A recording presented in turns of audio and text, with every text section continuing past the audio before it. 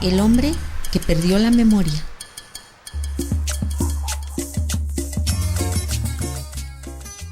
Pedro, un obrero que trabaja en una fábrica de una ciudad, salió de trabajar tras una larga jornada. Las presiones habían sido muchas, la línea de ensamble se averió y tardaron horas en reiniciar la producción.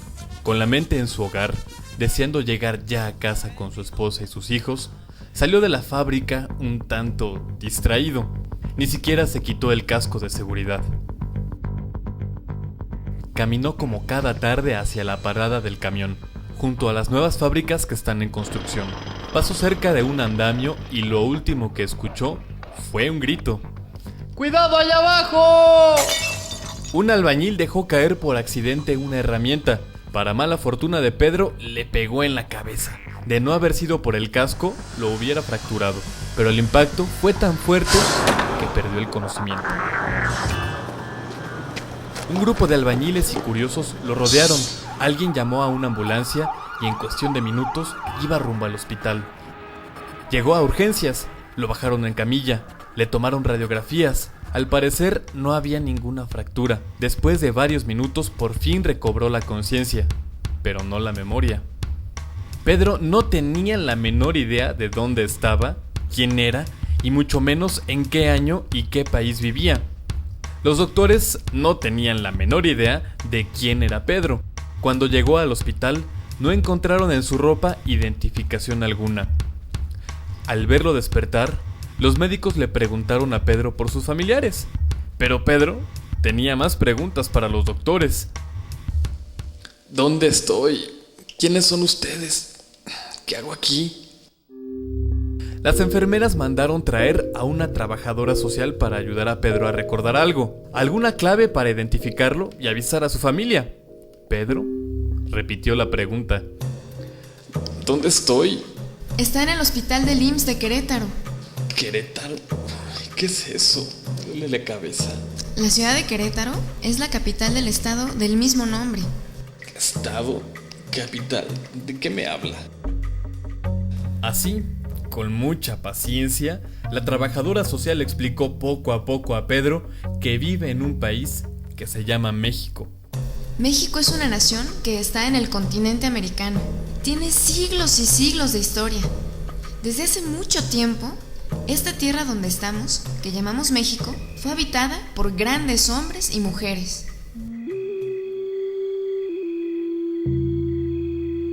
El más antiguo de esos pueblos es el Olmeca. Se les considera la primera civilización mesoamericana y habitaron una zona entre Veracruz y Tabasco en el año 2250 a.C. En la península de Yucatán y otras zonas del sur también vivió otro pueblo llamado Maya. Ellos se destacaron como científicos. Descubrieron el cero, lo que les permitió hacer cálculos astronómicos. Manejaban un calendario que arrancaba desde el 3113 a.C. y conocían con precisión el desplazamiento de los planetas y los astros. Mientras más conocía a Pedro, más quería saber y siguió preguntando a la trabajadora social.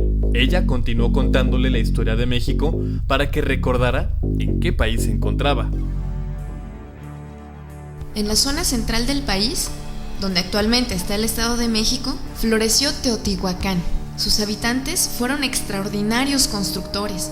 La ciudad llegó a alcanzar los 150,000 habitantes, cuando en Europa, en la misma época, ninguna de sus ciudades pasaba de 20,000.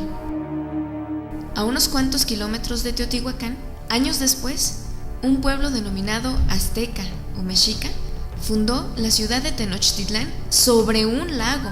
Los aztecas se distinguieron por ser hábiles guerreros.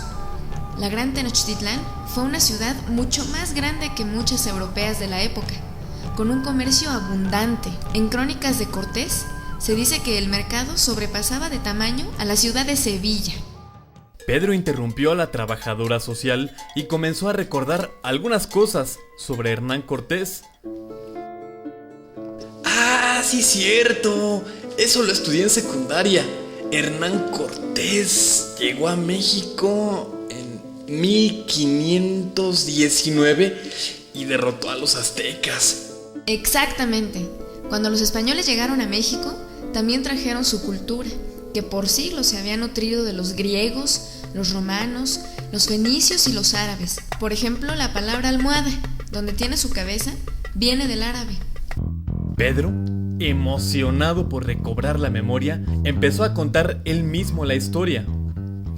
Ya me acordé, los españoles colonizaron la Nueva España por 3 siglos, hasta que en 1810 Miguel Hidalgo inició la Guerra de Independencia.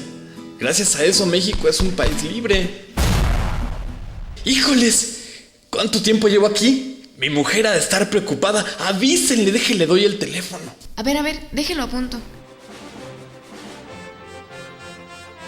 Pedro redescubrió todo aquello que nos caracteriza como mexicanos y se sintió muy orgulloso por ser mexicano, por vivir en un país heredero de grandes culturas, rico en recursos naturales y habitado por hombres y mujeres trabajadores.